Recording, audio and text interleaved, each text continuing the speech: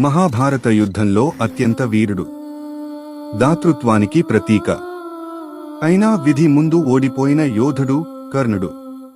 కుంతీదేవి పుట్టిన కొడుకైన సమాజంలో సూతపుత్రుడిగా పెరిగిన కర్ణుడు తన ప్రతిభతో మహాయోధుడిగా ఎదిగాడు. దుర్యోధనుడి స్నేహంతో అతను కౌరవుల వైపు నిలిచాడు. కురుక్షేత్ర యుద్ధం చివరి రోజుల్లో కర్ణుడు అర్జునునితో తలపడతాడు.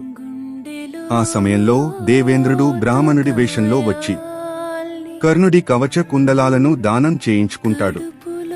దాంతో కర్ణుడు బలహీనుడవుతాడు.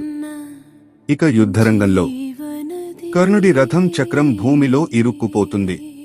ధర్మాన్ని పాటిస్తూ యుద్ధాన్ని ఆపమని అర్జునుని కోరుతాడు. కాని కృష్ణుడు అర్జునునికి ఇది యుద్ధం, కర్ణుడు అభిమన్యుని మరణంలో భాగమయ్యాడు అని గుర్తుచేస్తాడు. ఆ క్షణంలో అర్జునుడు బాణాన్ని విడిచాడు. అది కర్ణుడి ప్రాణాలను తీసింది. కర్ణుడు చివరి శ్వాసలో కూడా తన దాతృత్వాన్ని వదల్లేదు. తన వద్ద ఉన్న పుణ్యాన్ని కూడా దానం చేశాడని కథలు చెబుతాయి. కర్ణుడి జీవితం మనకు ఒక గొప్ప పాఠం నేర్పుతుంది. ప్రతిభ ఉన్నా తప్పు వైపు నిలిస్తే విధి కూడా సహకరించదు.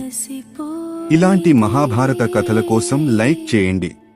మరిన్ని కథల కోసం సబ్స్క్రైబ్ చేయండి.